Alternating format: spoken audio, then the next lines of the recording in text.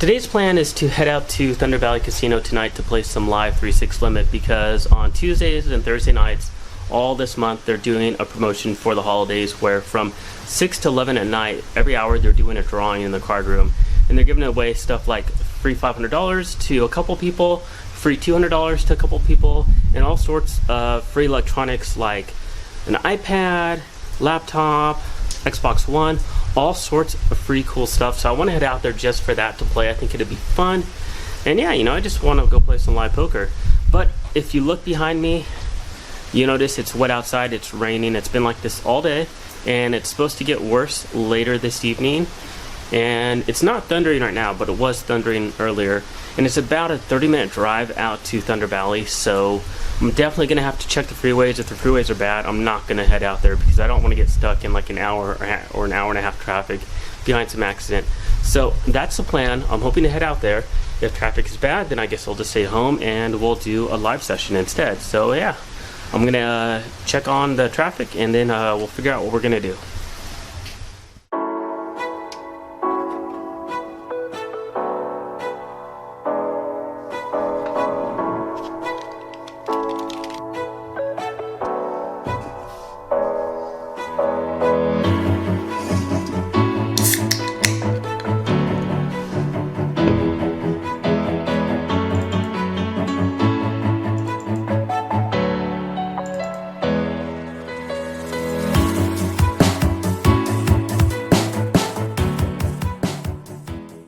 So I just got on to Google Maps and I checked the freeways, and as suspected with the rain, the freeways are just a mess. I was supposed to go pick up my dad before I went out to Thunder Valley Casino because he wants to play as well, but it's an hour just to go to their place alone, and then from their place out to the casino at least another 20 to 30 minutes. So I'm not going to deal with that. I'm not going to deal with an hour and a half drive just to get to the casino in this rain, and I'm not even planning on leaving yet, and I suspect that traffic is just going to get worse when I plan on leaving. So I guess no live poker tonight. I'm kind of bummed because I wanted to practice filming on this camera. I had it all figured out. I figured out how to use a specific app where it'll automatically, where I can set it on a timer to tell it to start recording at a certain time and for how long that I wanted to record it. So I was going to have it all set up. I was just going to load up Pandora like I was using my phone for an MP3 player to listen to music, and put it on the table and just let it record in the background, but I can't. So we're going to have to be able to save that for another trip. And I guess today I'm just going to stay at home. Later tonight I'll work out, and then I'll just do a live session on Ignition for you guys for tonight's vlog so we can get some poker action in. Maybe I'll do a live session and some hand history reviews, or maybe I'll just do a live session. Not really sure yet, but yeah, I'll figure it out as the night progresses. Instead of doing a live play session tonight, I decided to do a hand history review session instead. Specifically because there were a couple hands that I just recently played at 5NL on Ignition where I got put to the test where Villain ended up shoving the river on each separate hand. One where I had pocket aces, another one where I had pocket jacks, and I got put to the decision in terms of whether I should make a hero call or I should fold, and in each specific hand I ended up making the hero call and ended up making the right call. So I want to talk about these hands and my thought process about calling with both of them, and talk about why I think calling is okay in both of them. And specifically also talk about how calling here is high variance. But if you put your opponent on a specific read and if their story doesn't make much sense, then I think we can make some calls, even though, we expect to lose sometimes, but I think we expect to win a decent frequency of the time. So let's go ahead and get into it. So the first hand is with pocket aces, and this is 5NL zone on Ignition. So what zone poker is, if you guys don't play on Ignition, it's fast fold poker. So it's a fast fold variant of poker, very much so like PokerStars Zoom, where you fold your hand, you go to the next table. However, the difference is that it's anonymous poker, so nobody has screen names. Every time you jump to another table, you have no clue who your opponents are. So it's 100% anonymous every single hand, so you have absolutely no reads on your opponents. The only reads that you do have are on the player pool if you do a deep dive analysis in your Poker Tracker 4 or Hold'em Manager 2 database. Otherwise, you pretty much have to play straightforward if you don't have population reads. Luckily, I do have some population reads. So first off, in terms of fast fold variant poker versus regular 6-max on Ignition, the games play tighter and nittier, but the regs play more aggressive. So there's a lot more of 1-barreling, 2-barreling, and 3-barreling bluffing in here, because there are a decent frequency of fish that play in zone, and they have an over tendency to fold to double and triple barrels. So you'll see regs trying to push people around more often and play hyper aggressive, and they get away with it. It actually works in zone because the fish have no reads on them, and they play fit or fold, and they don't hit their hand. Then they just fold their hand. So, that's just kind of a really quick introduction to how I think the games run. I mean, I could do an in-depth discussion and talk for this on, hours and hours and give you reads based upon positions and different types of plays and so forth. But I mean, that's just kind of like a high-level overview. So now that you have a bit of an idea of what Ignition Zone Poker is, let's get into the hand. So I have pocket aces in middle position, and it folds around to me. I make a standard open, and I make it 3.5x instead of 3x because, again, it's anonymous speed poker. I think when we're playing 5-0, we can raise a little bigger with our stronger hands because we can't be exploited because nobody knows who we are. They don't know if we're a fish or a reg, and they don't know how we play in other hands because they can't get any reads or tails on us. So I make it 3.5x. I get a fold from the cutoff, and I get a call from our opponent on the button. So one thing I do like to do for Ignition Zone Poker is take a look at stack sizes. Anybody that has over 100 big blind stacks, like this opponent or this opponent or this opponent, I'll typically assign them as a reg. And then anybody that has less than 100 big blinds, I'll assign them as a fish. So we end up getting a fold from both of the blinds, and we end up going to the flop. And the flop's pretty dry board texture, right? 7, 10, 7 rainbow flop. There is a straight draw there, so there's a potential that our opponent can call with some different straight draws, but for the most part, it's a pretty dry board. So either he has something or he doesn't. Of course, we're going to bet here for value. We know nothing about our opponent, so the best line to take is just to bet for value, play straightforward. So we bet 30 cents into a 41 cents pot, pretty standard, and we get a min raise. So what in the world does a min raise mean here? So if our opponent thinks that we're c-betting high frequency on this flop, again, if he assumes we are, then he could raise here with something like a pair of fives, pair of sixes, pair of eights, pair of nines, any pocket pairs here that he think is ahead of us if we're just c-betting with maybe like a king high or an ace high. But again, it's anonymous, so he doesn't know this. He doesn't know our different tendencies and how we play. So I'm leaning more towards him min-raising here for value. And so what in the world is he min-raising for value here? Probably like a 10x hand and also a 7x hand with the min-raise. So if he has trips, I think that he's probably doing that as well. Possibly even like pocket eights or pocket nines. I think he can probably raise those if he thinks that he's ahead if we're c-betting like a king queen or an ace jack type of a hand. So I think it's pretty wide. There's some straight draws as well. There's some smaller pocket pairs as well. So I think that for the most part, it's hands like that. If he only flatted us pre-flop with pocket jacks or pocket queens, which is a possibility. I mean, I would expect a 3-bet with pocket queens a certain frequency of the time, but sometimes people are just going to flat, so I think that he can also have pocket jacks and pocket queens. So what I did is I assigned him a range in Equilab, and I already did this before I started the video, and let me scroll this over. So this is what I think he probably potentially has, and let's actually slide it over here so we can see the board texture. So I think any pair of tens, like of course pocket tens if he flops a boat, Jack 10, Queen 10, King 10, Ace 10, both suited and off-suited hands. I think trips like an A7 suited or A7 offsuit, which he's potentially going to call with. Hands like a 9-7 off or 9-7 suited, 8-7 suited, 8-7 off. Pocket 7s for quads, he might do it. We don't know anything about him.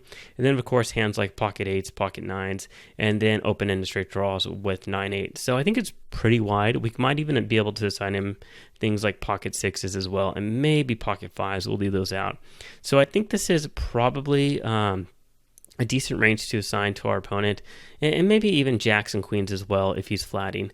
Now, would he min raise here with like an ace king or ace queen? I don't think so. I just don't see the value in it.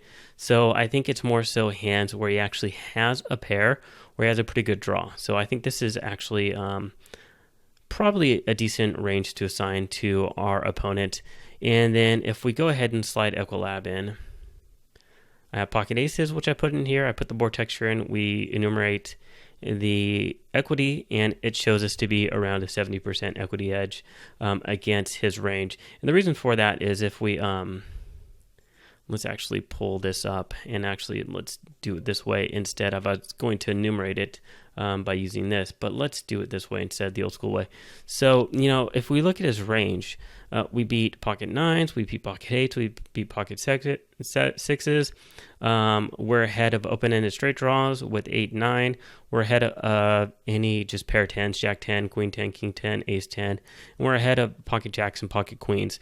The only thing that we're behind is trips and boats here at this point in time, and quads. So we're ahead of a lot larger portion of his range than what we're behind.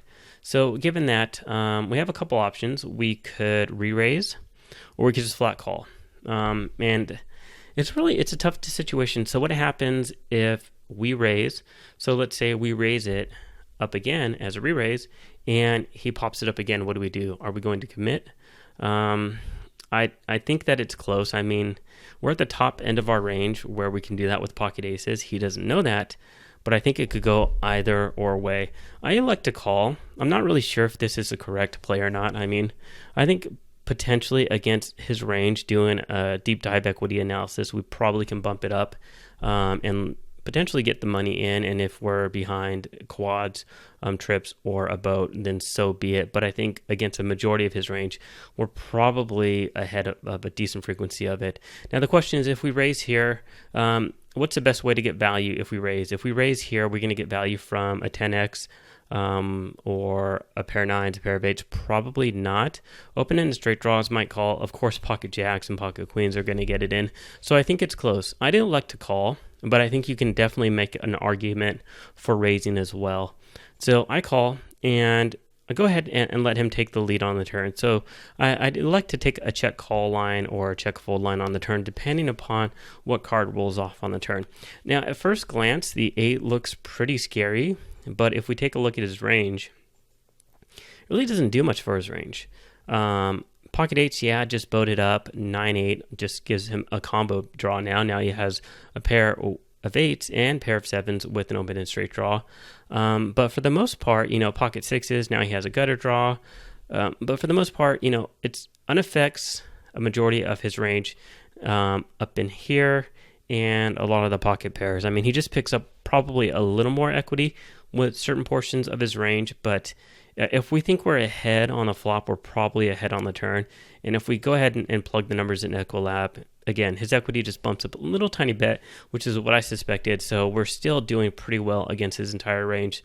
So he bets a pot-sized bet. And when he bets a pot-sized bet here, I think he's super polarized. So let's think about this from just a really straightforward value perspective. Are you going to bet a pot-sized bet when you min bet the flop as a raise? Min raise the flop when I bet around 2/3 pot. What does it tell me when you bet 161 on the turn? Is he going to do that with quads? Is that the best way to get value? Probably not. What about trips? Is it the best way to get value? Probably not. So I think more so that he has some sort of a draw here, a combo draw, such as like, something with a 9x in its hand, or like 9-8, 9-7. Well, actually not 9-7 because he'd have trips, but some sort of a combo draw here. And maybe he's just trying to protect top pair as well. So I like to make the call rather than fold. And then the river is, I think, just a non-consequential king. It doesn't really change or help his range whatsoever at all. I mean, the king up here, it just doesn't do anything for him. So again, if we still think we're ahead, then we should be ahead on the river. And so if we evaluate again, a lot of his draws just completely bonked out on the river. And so his equity goes down to 25%, and we are 75% equity favorite to win this pot. So he bet, I check, he bets, and so he bets 401, but effectively he only bets 363. So if we look at the amount of pot odds we're getting, so 4.83 plus 3.63 is the amount of pot size. So there's going to be $8.46 in the pot, and we need to call 363. So we're getting 2.33 to 1 pot odds, which equates into, and let me do the math on my calculator, we need to have around 31% equity to win. So we need to win around a third of the time. And again, looking at Equilab, we definitely win more than a third of the time based upon our equity analysis. So again, if we think we're ahead on the flop and the turn, then we just need to call the river. Sometimes we are going to lose, but if we expect that we're going to win a decent frequency of the time, we should call here. Now, again, I think this play is a very high variance play, making this call on the river and also making the call on the turn, because sometimes we are going to lose to trips and boats and quads. So definitely understand that. However, if we look at the bigger picture and we do a full-on equity analysis and do a deep dive analysis in the hand, if we think that we're a huge equity favorite, then I think we definitely need to call. And if you think about it again, so let's go back, again, if he has a boat or quads, what's the best way to get value? Is he going to put me all in and expect me to call? What am I going to call with if he has a 7X, or if he has a pocket 10s, or if he has pocket 8s? What can I call with here when he shoves all the money in? I just don't think that that's the best way to get value, and somebody that's thinking about getting value is going to bet smaller. They're probably going to bet around 2/3 pot or a half pot. Again, this is around 2/3 pot, but he could look at it from that perspective, but I think he would have bet smaller on the turn and small on the river, and it makes me think that he's a lot more polarized when he just bumps his sizing up on the turn and the river. And just based upon population reads, what I've seen with regs is that I've seen them do this on zone where they're playing overly aggressive, bad aggressive. And so I think we can just make the call here. Again, we're also going to be pocket jacks and pocket queens a decent frequency of the time. But I don't think he has those when the king hits on the river, because he would potentially be afraid of a king as well, even though that really isn't realistically in my range. So I do make the call. And he ends up having Jack 10 off. So he ended up having top pair with a runner straight draw. On the turn, he ended up picking up the gutter straight draw, gave him a little more equity with the Jack 10 off. So I definitely understand his perspective in semi-bluffing the turn and betting larger to try to maximize fold equity. And then when he bonks out on the river, I mean, sometimes he's ahead, sometimes he's behind, because the king really isn't in my range either.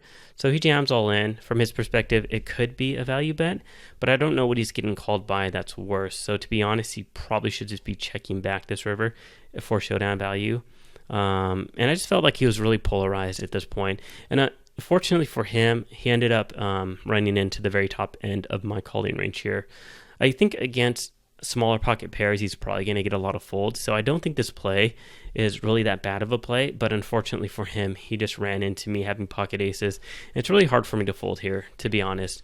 But I think if somebody has like pocket 9s, maybe, some sort of a draw similar to his, like a 10x hand, like Jack 10, Queen 10, King 10, Ace 10, they're probably going to fold. Maybe King 10's not going to fold, possibly, but a lot of other 10x combos are going to fold. So I think that, I like his play in the bigger picture, but unfortunately for him, he ran into the top end of my range, and based upon my reads on how I thought he was playing it, I felt like I would win a decent frequency at the time, to the point where I felt that I should be making this river call. But I do want to put the caveat out here that we should expect to win a certain frequency of the time, I think a large frequency of the time, but we should also expect to lose a certain frequency of the time, maybe around a third of the time and so forth. And Equilab says 25% of the time. So knowing that we only need to win around a third of the time, and I'm a huge equity favorite, I think it's an easy call. So that's the first hand. So let me pause the video and pull up the second hand. All right, so in the second hand, we end up having pocket jacks under the gun, and we have a fish. This is just regular 6-max games on Ignition Casino. This is not zone poker. So with this hand with the pocket jacks, it is a regular game. I did have HUD stats on my opponents, and so actually see if I can pull the HUD stats up and see if we can get anything for villain. So you'll notice that I've been pretty card dead, so I look like a bit of a nit, but I don't know if my opponents are having any sort of reads on me with HUD stats. I don't know if you use Poker Tracker 4, Hold'em Manager 2, or Hold'em Indicator. But if we look at this opponent, he's playing a 54-25 game, so he's pretty fishy.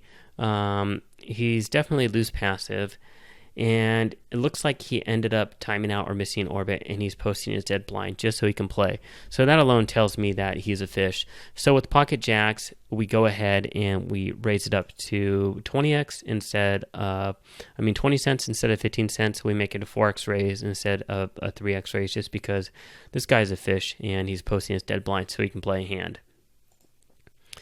So he calls, which is a pretty good thing when we have pocket jacks.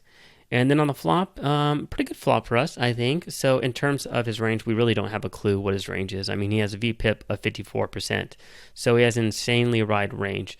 So it's easy value bet for us. We bet 40 into 47.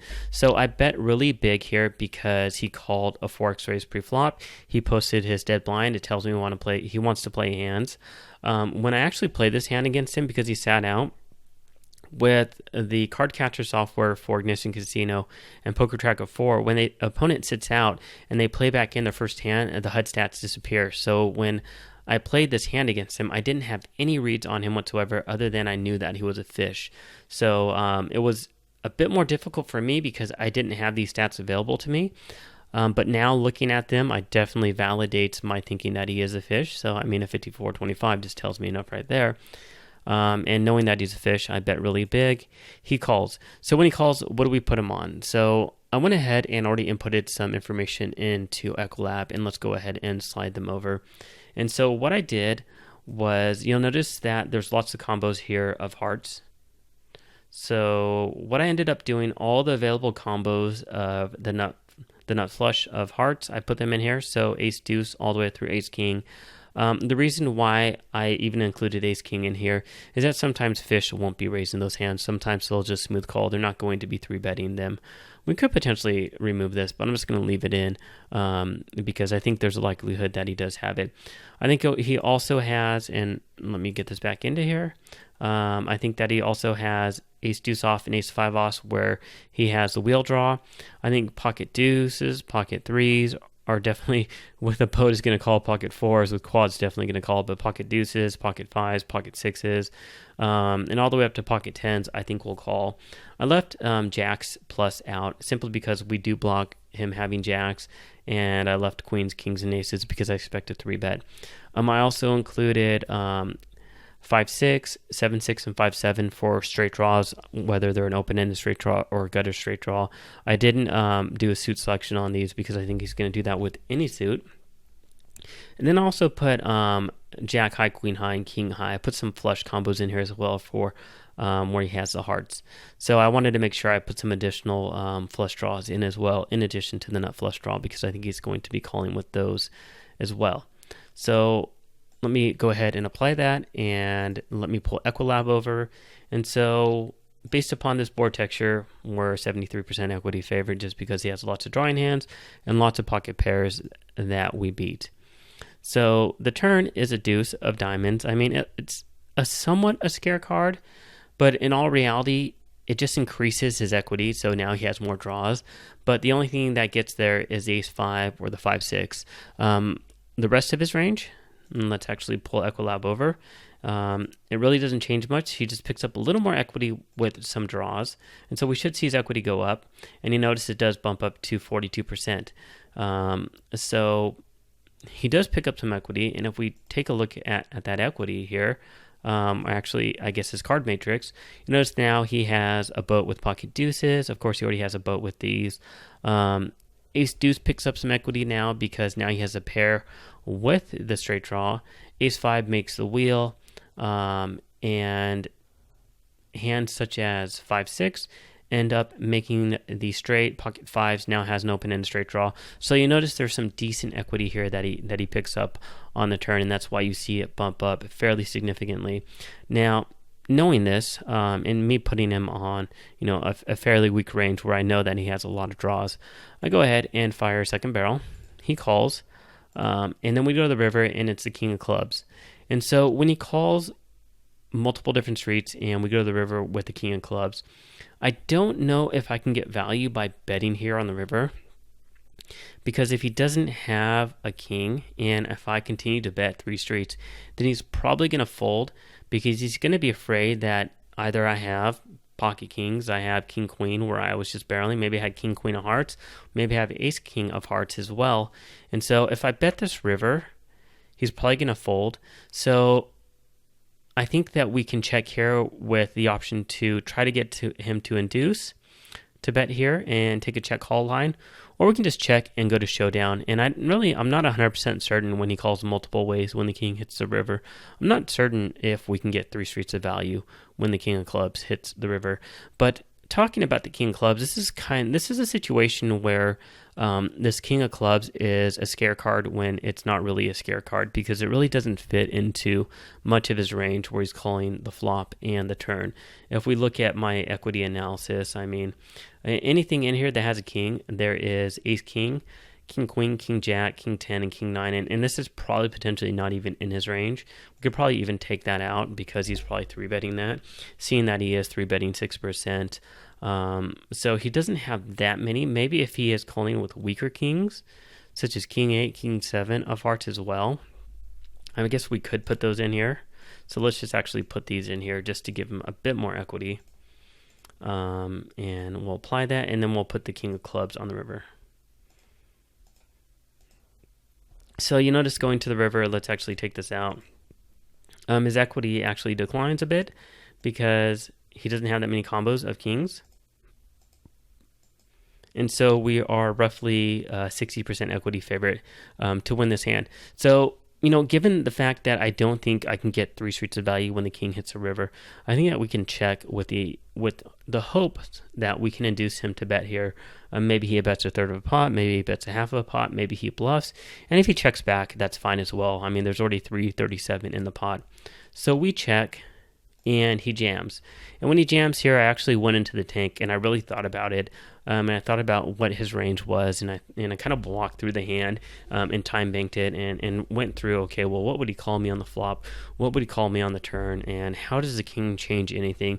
And how many hands do I actually beat here?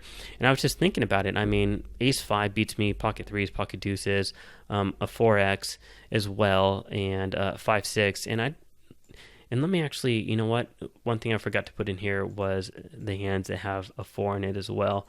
So I think these hands need to go into his range as well. So let's actually tweak his equity a little bit.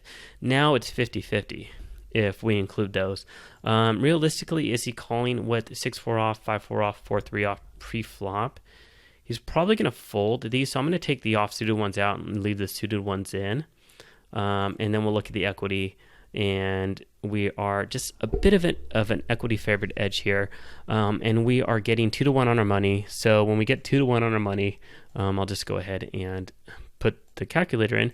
So 2-1 equates to 1 divided by 3. We need to be correct 1/3 of the time, so we need to win 33% of the time.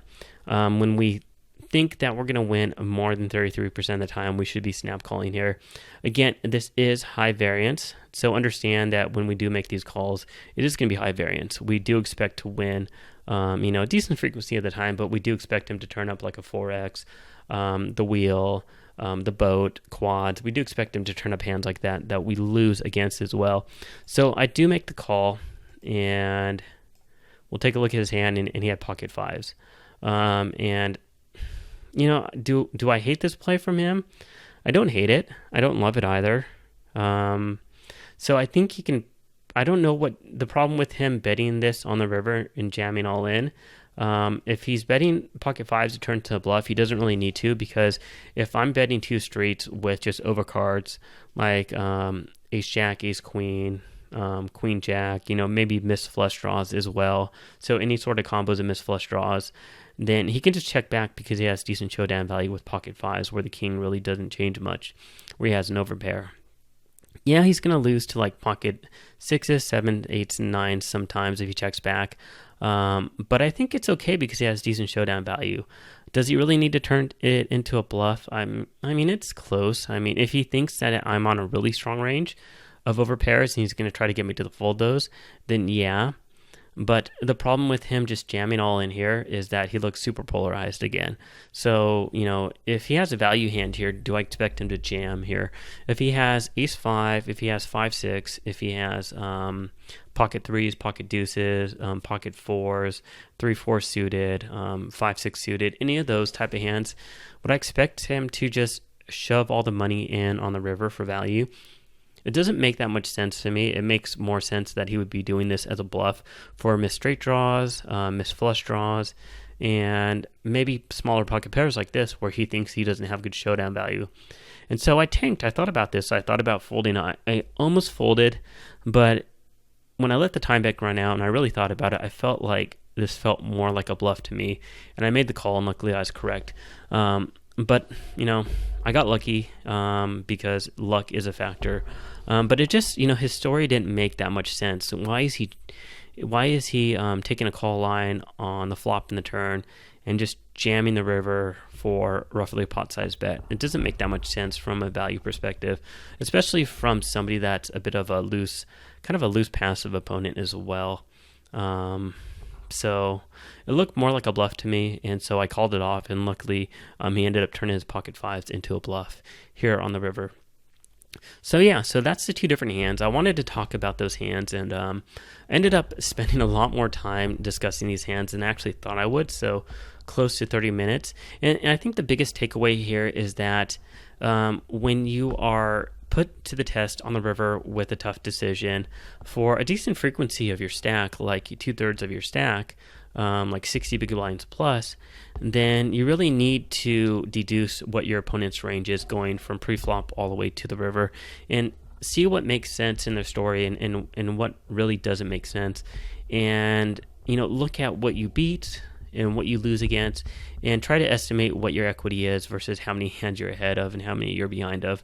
A lot of this is going to take practice over time, but even if you think it is a high variance play, if you think it's a correct play, I think you should be making that call. You can't just assume if somebody's putting you to the test that they always have the nuts, because they're not always going to have the nuts. And if you think you have enough equity, and for example, in a situation like this where I'm getting 2-to-1 pot odds, I only have to be correct a third of the time. If I lose a third of the time, then that's fine. So if I make this call 3 times in a row and I win 2 out of 3 and I lose that one time, and let's say, for example, this is that one time, then it's a break-even play, so it's perfectly fine. So it is going to be a bit more high variance. It's going to be a bit more scary for people that aren't used to making these big calls. I mean, this could be 5-L, 10-L, 25-L at the micro stakes. But just always think about making good decisions and making the right play. And don't be results oriented. I did show 2 hands where I won them just because these are 2 recent hands that I ended up playing.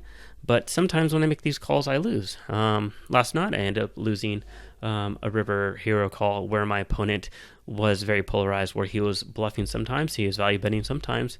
And, he ended up getting me with the value hand, but I knew he was polarized, and I knew that I didn't need to win that often to call. So sometimes it's going to work, sometimes it's not, so long as you're doing it at a frequency where you expect to win more than you lose based upon the pot odds that you're getting, and it's going to be a long-term plus EV play, you should be making it. So anyways, I hope you enjoyed these analyses.